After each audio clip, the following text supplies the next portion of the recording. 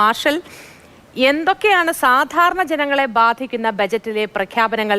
ഈ plan B എന്ന് ധനമന്ത്രി ഉദ്ദേശിക്കുന്നത് കൊണ്ട് എന്തൊക്കെ നേട്ടങ്ങളും കോട്ടങ്ങളുമാണ് സാധാരണ ജനങ്ങൾക്ക് ഉണ്ടാവുക?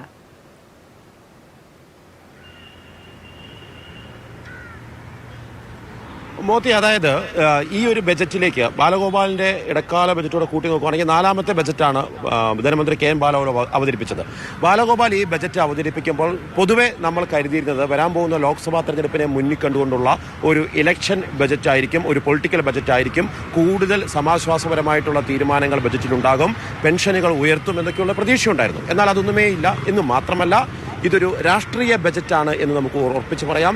കേന്ദ്ര സർക്കാരുമായുള്ള ഏറ്റുമുട്ടലിന് ഒരു പോർമുഖം തോർക്കാൻ വേണ്ടി ഈ ബജറ്റിനെ ഉപയോഗപ്പെടുത്തിയിരിക്കുന്നു. അങ്ങനെ 3 തരത്തിലുള്ള മാറ്റങ്ങൾ ബജറ്റിലേക്ക് വന്നിട്ടുണ്ട്. ഒന്ന്, കേന്ദ്രവുമായുള്ള ഏറ്റുമുട്ടൽ; 2, സ്വകാര്യ മേഖലയിലേക്കുള്ള കടന്നുകയറ്റം; 4, മൂന്നാമത്തത് ബജറ്റിനകത്ത് പറയുന്ന കാര്യങ്ങളിൽ ക്ഷേമ പെൻഷൻ ഉൾപ്പെടെയുള്ള മറ്റു കാര്യങ്ങൾക്ക് അധിക ബാധ്യതകൾ വാങ്ങാത്ത ഒരു അവസ്ഥ കൂടി വരുന്നുണ്ട്.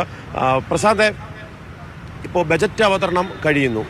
ബജറ്റ് അവതരണം കഴിഞ്ഞ് കഴിയുമ്പോഴത്തേക്കും ആദ്യമൊക്കെ നമുക്ക് കുറച്ച് സംശയങ്ങളുണ്ടായിരുന്നു. ഇപ്പോൾ പിക്ചർ കൃത്യമാണ്. അതായത് 1970കളിൽ ചൈനയിലുണ്ടായിട്ടുള്ള മാറ്റത്തെ മുൻനിർത്തിക്കൊണ്ടുള്ള ഒരു പ്രത്യേക ഡെവലപ്മെന്റ് സോൺ, പ്രത്യേക സാമ്പത്തിക മേഖലകളല്ല, പ്രത്യേക ഡെവലപ്മെന്റ് സോണുകൾ ഉയർത്തിക്കൊണ്ട് അതനുസരിച്ച് സ്വകാര്യ നിക്ഷേപമാണ് ഇവരുടെ ലക്ഷ്യമായിട്ട് വന്നിട്ടുള്ളത്. നമ്മുടെ നാട്ടിൽ ഇത് നടപ്പാക്കുന്നതിലൂടെ ഏതൊക്കെ തരത്തിൽ ജനങ്ങൾക്കത് ഗുണകരമാകും, ദോഷകരമാകും, ഏതൊക്കെ മാറ്റങ്ങളായിരിക്കും സ്വാഭാവികമായിട്ടും സംഭവിക്കുക? ഈ നമ്മുടെ നാട്ടിൽ ഈ പറയുന്നത് ഡെവലപ്മെന്റ് സോണൊക്കെ ചെയ്യുമ്പോൾ നമുക്ക് ഒന്നാമത്തെ കാര്യം ലാൻഡാണ് നമ്മുടെ നാട്ടിലെ ഒരു പ്രധാന പ്രശ്നം. ഇപ്പോൾ വിഴിഞ്ഞം മോഡൽ അല്ലെങ്കിൽ വിഴിഞ്ഞത്തിലൂടെ വികസനം എന്നതാണ് ആ ഭാഗം വായിക്കുമ്പോൾ നമുക്ക് മനസ്സിലാവുന്നത്. ഇപ്പോൾ വിഴിഞ്ഞം തന്നെ നമുക്ക് എത്രത്തോളം നമ്മുടെ വികസന സാധ്യതകളുണ്ട് എന്നുള്ളത് നമുക്കിപ്പോഴും വിലയിരുത്തപ്പെട്ടിട്ടില്ല. കാരണം ഒരു ട്രാൻസ്ഷിപ്മെന്റ് കണ്ടെയ്നർ ടെർമിനലാണ്. അപ്പോൾ ഇവിടെ വന്നിട്ട് മറ്റു സ്ഥലങ്ങളിലേക്ക് കണ്ടെയ്നറുകൾ പോകുന്നതായതുകൊണ്ട് ഇവിടെ നിന്നുള്ള വരുമാന സാധ്യതകൾ അല്ലെങ്കിൽ അനുബന്ധ വികസനമൊക്കെ അറിയേണ്ടതാണ്. ഏതായാലും ആ ഭാഗം അതിൽ പറയുന്ന ഒരു മോഡൽ, ചൈനീസ് വികസന മോഡൽ എന്നത്, ഡെവലപ്മെന്റ് മോഡൽ എന്ന് പറയുന്നത് ഒരു നയപരമായ ഒരു ഷിഫ്റ്റ് തന്നെയാണ്. കാരണം ചൈനീസ് കമ്മ്യൂണിസ്റ്റ് പാർട്ടി എന്ത് മോഡലാണോ നടപ്പാക്കുന്നത് ആ മോഡലിലേക്ക് കേരളം മാറുന്നു എന്നുള്ളതാണ്. ഈ ഘട്ടത്തിൽ ഞാനിത് വായിച്ചപ്പോൾ മനസ്സിലാവുന്ന പെട്ടെന്ന് വീട്ടിൽ സോളാർ പാനൽ വെച്ചിട്ടുണ്ടോ? ഇല്ല, വീട്ടിൽ വെച്ചിട്ടില്ല. ഞാൻ ഈ അപകടം മുൻകൂട്ടി കണ്ടിരുന്നു. സോളാർ പാനൽ, അതായത് ഈ അടിയും ഉപദേശവും കൂടി ഒരുമിച്ചെന്ന് പറയും പോലെയാണ്. സോളാർ പാനൽ വെച്ചിരിക്കുന്നവർക്ക് നിരക്ക് കൂടും.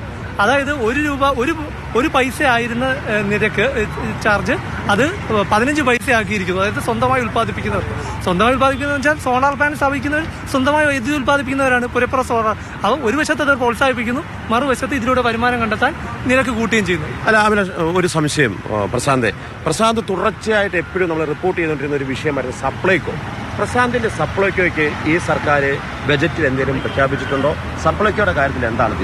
സപ്ലൈകോയ്ക്ക് ഔട്ട്ലെറ്റുകളുടെ നവീകരണത്തിനായി 10 കോടി രൂപ വകയിരുത്തുന്നു. ഇതാണ് ആകെ വകയിരുത്തുന്നത്. സപ്ലൈകോയുടെ പ്രശ്നം എന്താണ്? സാധനങ്ങൾ വാങ്ങിക്കാൻ അവിടെ പണമില്ല അവരുടെ കയ്യിൽ. കാരണം സബ്സിഡി 2016 മുതൽ നിരക്ക് കൂട്ടാതെ സപ്ലൈകോയ്ക്ക് സാധനങ്ങൾ വിൽക്കുന്നതുകൊണ്ട് തന്നെ സബ്സിഡി ബാധ്യത അവർക്ക് കിടക്കുകയാണ്. ആ ബാധ്യത തീർക്കാതെ 500-700 കോടി രൂപ തീർക്കാതെ കരാറുകാർ ചെയ്യില്ല. പ്രശാന്തിന്റെ സപ്ലൈകോയ്ക്ക് നിരാശയാണ്. അനന്ത, നീ ചെയ്തുകൊണ്ടിരിക്കുന്നുണ്ടല്ലേ എക്സൈസ്, ട്രഷറി, അതോടൊപ്പം തന്നെ ഈ കോടതി, ഇതിനൊക്കെ കൂട്ടിയിട്ടുണ്ട്. വേറെ എന്തൊക്കെ മാറ്റമാണ് കണ്ടത് ബജറ്റിൽ? ഞാൻ ശ്രദ്ധിച്ചത് ഇപ്പം ജനങ്ങളെ ബാധിക്കുന്ന കാര്യങ്ങളും എല്ലാം നമ്മൾ നോക്കി. ഈ ഇലക്ഷൻ കാലമൊക്കെ വരും. അപ്പോൾ ഈ സർക്കാർ ജീവനക്കാരെ അങ്ങനെ പണക്കാൻ സർക്കാരിന് പറ്റത്തില്ലല്ലോ. അപ്പോൾ അവർ കുറെ കാലമായിട്ട് ഉന്നയിച്ചുകൊണ്ടിരിക്കുന്ന മെഡിസപ്പ്, പങ്കാളിത്ത പെൻഷൻ, സ്പാർക്കിന്റെ ഇഷ്യൂസ്, അതുപോലെ തന്നെ അങ്ങനെ കുറെ 1-2 വിഷയങ്ങളുണ്ട്.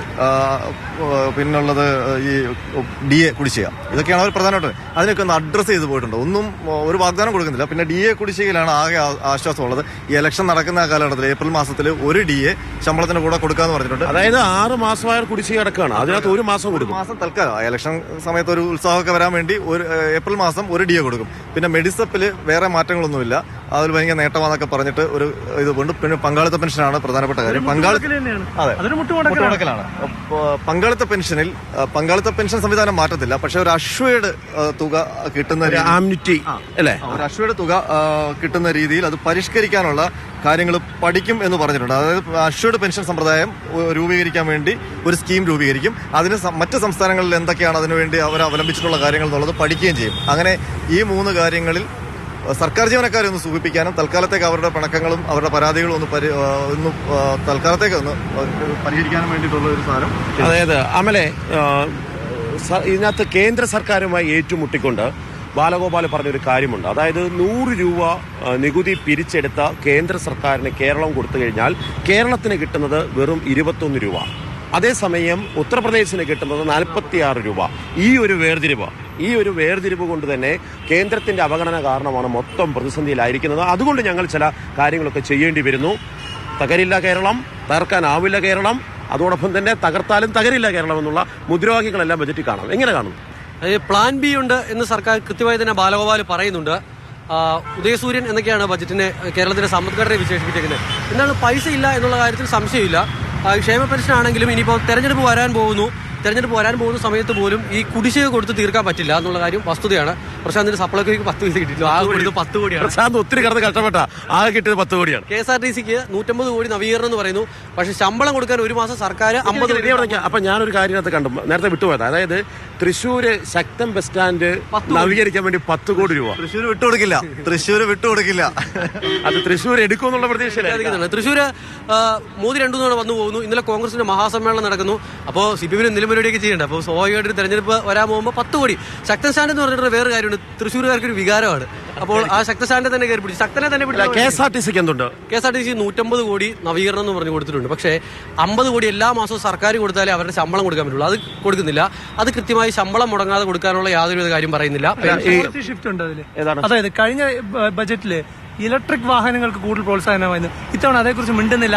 ഒരു 2 ആഴ്ച മുമ്പേ പുതിയ ഗതാഗത മന്ത്രി ഇലക്ട്രിക് ബസ് വേണ്ടെന്ന് പറഞ്ഞ് ഉള്ള പുകിലൊക്കെ നമ്മൾ കണ്ടതാണ്. അല്ല, അതിനകത്ത് ഞാൻ കരുതുന്നത് ഡീസൽ ബസ് ദീർഘദൂര യാത്രയ്ക്ക് വേണ്ടി എടുക്കുകയും ഇലക്ട്രിക് ബസ് സിറ്റിയിലാണ്. അത് ഇലക്ട്രിക് ബസ് കേന്ദ്രത്തിന്റെ കൂടി സഹായത്തോടു കൂടി ലഭിക്കുന്നതാണ്. അതുകൊണ്ട് ബജറ്റ് പരാമർശിക്കാതാകാം. കിഫ്ബിയിൽ 50 കോടി ചെലവഴിച്ച് നമ്മൾ ഇലക്ട്രിക് ബസ് വാങ്ങിയിട്ടുണ്ട്. കിഫ്ബി കഴിഞ്ഞില്ലേ? ഇതുവരെ പ്രശാന്തിന് കിഫ്ബി കഴിഞ്ഞു. ശ്രദ്ധിച്ചോ, മുൻകാലങ്ങളിലെ ബജറ്റുകളിൽ ഒരുപക്ഷെ തോമസ് ഐസക് തൊട്ട് ഇങ്ങോട്ടുള്ള എല്ലാ ബജറ്റുകളിലും ഒരു പ്രധാന വാഗ്ദാനം ഉണ്ടാവും. കേരളത്തെ IT ഹബ്ബാക്കും. ഇപ്രാവശ്യം IT ഹബ്ബൊന്നും ഇല്ല. ITക്ക് വലിയ പരിപാടിയൊന്നുമില്ല. എയിൽ ശ്രദ്ധ എന്ന് പറഞ്ഞാലും എയുടെ അപകടങ്ങളൊക്കെ പഠിപ്പിക്കാനാവും. കൂടുതൽ ഫണ്ട് വിനിയോഗിക്കാൻ പോകുന്നത് ഡിജിറ്റൽ അല്ലെങ്കിൽ സാങ്കേതിക വിദ്യാഭ്യാസ രംഗത്ത് ഡിജിറ്റൽ യൂണിവേഴ്സിറ്റിയിൽ ഒക്കെ ആയിട്ട്, അല്ലാതെ ITക്ക് പ്രത്യേക ഒരു പരിലാളനയൊന്നും ഇതിനകത്തില്ല. ഏതായാലും തുടർച്ചയായി ബജറ്റുകളിൽ ജനങ്ങൾക്ക് ഉപകരമായ പെൻഷൻ അല്ലെങ്കിൽ അത്തരം ക്ഷേമം ഉയർത്തുന്നില്ല. ഒപ്പം തന്നെ വികസനോന്മുഖമായ കാര്യങ്ങളെല്ലാം തന്നെ ഒരു മൗനം സർക്കാർ പാലിച്ചിരിക്കുന്നു. എന്നാൽ രാഷ്ട്രീയപരമായി തന്നെ ബജറ്റിനെ ഉപയോഗപ്പെടുത്തുന്നതിൽ LDF സർക്കാർ ശ്രദ്ധിച്ചിരിക്കുന്നു എന്നുള്ളതാണ്. അതെങ്ങനെ അത്രമാത്രം രീതിയിലേക്ക് ഈ ബജറ്റ് ജനങ്ങൾ പിന്നീട് ചർച്ച ചെയ്യുമെന്നുള്ളത് നമുക്ക് കാത്തിരുന്ന് കാണേണ്ടതാണ്. ശരി മാർഷൽ.